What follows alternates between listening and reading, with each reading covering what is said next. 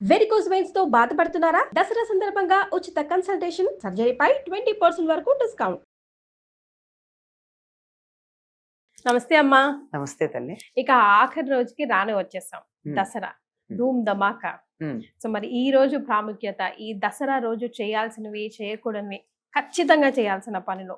Okay, తప్పనిసరిగా 9 రోజులు కష్టపడి యుద్ధం చేసి గెలిచేసాం. గెలిచి విజయ పతాకాన్ని ఎగరేసుకుని ఆ విజయ పతాకం ఎగరేసి ఆనందం పొందేటటువంటి రోజు విజయదశమి.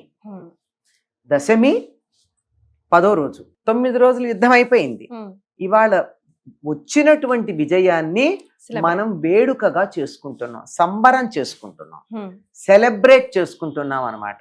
అందుకని విజయదశమి నాడు లోకాలన్నింటినీ పాలించేటటువంటి ఆ తల్లిని యుద్ధభూమి నుంచి వచ్చింది గనక సింహాసనం మీద కూర్చోబెట్టి అందరూ కీర్తించి, అమ్మా నువ్వు అటువంటి పనులు చేసావు, ఇటువంటి పనులు చేసావని చెప్పి ఆ తల్లిని కీర్తించడం జరుగుతూ ఉంటుంది. శ్రీమాత, శ్రీ మహారాజ్ఞి, శ్రీమత్ సింహాసనేశ్వరి అని చెప్పి ఆవిడ్ని కీర్తిస్తూ ఉంటారు.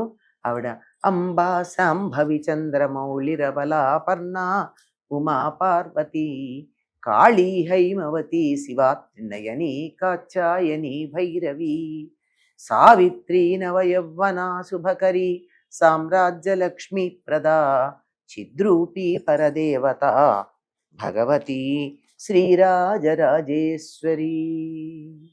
అమ్మవారు రాజరాజేశ్వరి. రాజులందరికీ రాజుల మీద ఆధిపత్యం కలిగింది.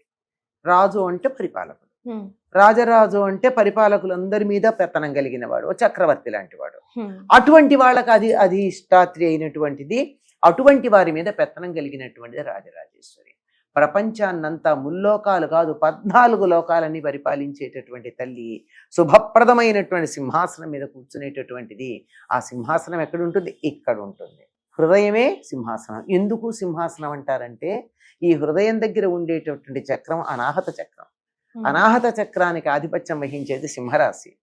సింహానికి ఉన్న లక్షణం ఏమిటంటే అది తనని ఆశ్రయించిన వాళ్ళని రక్షిస్తూ ప్రేమగా పాలిస్తుంది. అందుకని జంతువుల్లో సింహాన్ని రాజుగా చెప్పారు. పెద్దదైన ఏనుగుంది, అంతకన్నా ఫెరోషియస్ గా ఉండే పెద్ద పులుంది. సింహాన్ని ఎందుకు చెప్పారంటే ఆశ్రయించిన వారిని ఆదరించేటటువంటిది, పరాక్రమంతో రక్షించేటటువంటిది. అటువంటి తల్లి సింహాసనం మీద కూర్చుని లోకాలన్నింటినీ పరిపాలిస్తూ ఉంటుంది. ఆవిడ అలా ఆనందంగా నవ్వుతూ చిద్విలాసంగా కూర్చుని ఉంటే వసిన్యాది వాగ్దేవతలు వాళ్ళందరూ ఆవిడని కీర్తించిందే మనకు లలితా రహస్య నామ సహస్రంగా లోకంలో వ్యాప్తి చెందింది. అమ్మా నువ్వు అది చేసావు, ఇది చేసావు, అంతటి దానివి, ఇంతటి దానివి అని కీర్తించింది. ఎప్పుడైనా అంతే కదండి, ఒక విజయం పొందితే దాన్ని గుర్తు చేసుకుంటూ చాలా ఆనందంగా దాని గురించి చెప్పుకుంటూ ఉంటాం. అలా చెప్పుకుంటూ ఉండేటటువంటిది. ఇదంతా అయిన తర్వాత ఈ రోజు ఏం చేస్తామంటే సర్వోదన ప్రీత చిత్తాన్ని రకాలైనటువంటి ఆహారాలు ఇవాళ వండుతాం. పూర్తయింది అనడానికి సంకేతంగా ఈరోజు పూర్ణం బూరెలు వండుతారు. పూర్ణాలు పూర్తి అయినటువంటిది, పరిపూర్ణమైంది అనడానికి సంకేతం. గుండ్రగా చక్కగా భూగోళంలాగా ఉంటాయి అటువంటివి. అలా అదే ఉండి ఇంకా రకరకాల పిండి వంటలు ఈ రోజు అంతా చేసుకుని చాలా ఆనందంగా కాలాన్ని గడిపేయడం ఉంటుంది. ఈ రోజున చేసేటటువంటి ఒకానొక ప్రధానమైనటువంటి విషయం ఏమిటంటే విజయ నక్షత్రం అనేది ఒకటి ఉంటుంది.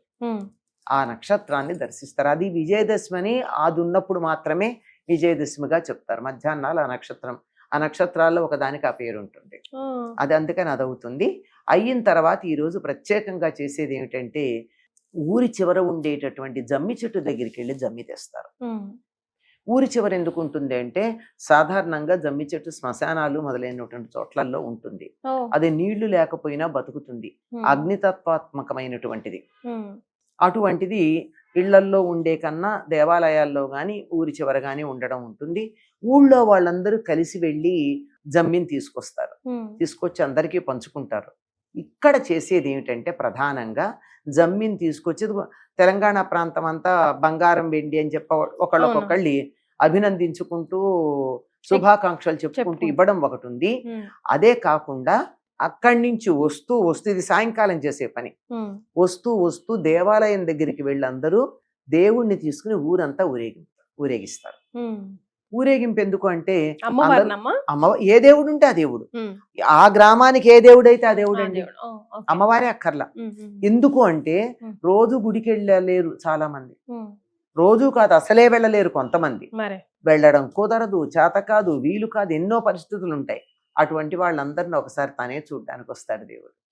గెలిచాడు కదా, చూడండి గెలిచినటువంటి వాళ్ళు ఊళ్ళో ఊరేగింపుగా వస్తారే, అట్లా అన్నమాట.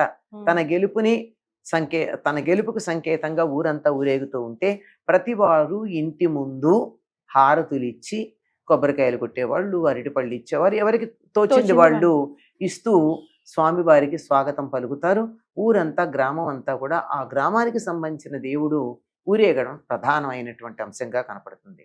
ఇక్కడ తెలంగాణ ప్రాంతంలో మరొకటి ఉంది, పాలపిట్టను దర్శించుకోవాలి అని. అది కూడా శుభానికి సంకేతం. బతుకమ్మ అయిపోతుంది కదమ్మా ముందు రోజు, నవమి నడితే అయిపోతుంది. బతుకమ్మని నిమజ్జనం చేసేస్తా, నీళ్లలో వాలాడించటం అంటారు, అది అయిపోతుంది. ఇంకా అంతా కూడా వేడుకలు మాత్రమే.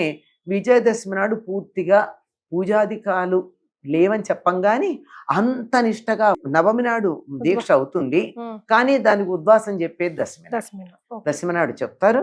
ఇది ప్రత్యేకంగా చెప్పేది ఎందుకంటే శమీ శమయతే పాపం శమీ శత్రు వినాశిని అర్జునస్య ధనుర్ధారి రామస్య ప్రియదర్శిని అని చెప్పి ఆ శమీ వృక్షానికి నమస్కారం చేసి ఆ జమ్మాకులు తెచ్చి అందరికీ పంచుకుంటారు. ఇది విజయానికి సంకేతం. దేనికి, ఏ విజయానికి సంకేతం అంటే చెడు పైన మంచి గెలిచిన దానికి సంకేతం. అబ్బా 9 రోజుల పాటు 9 రోజుల విశేషాలు, ఫైనల్ గా దసరా సంబరాలు మనందరం కూడా మీ ద్వారా తెలుసుకున్నందుకు చాలా చాలా సంతోషంగా ఉందమ్మా. ధన్యవాదాలు. అందరికీ కూడానమ్మా విజయదశమి శుభాకాంక్షలు. లోకంలో ఎక్కడ చెడు ఉన్నా దాని మీద మంచి గెలుపు సాధించాలని ఆ జగన్మాతనే మనం ప్రార్థిద్దాం.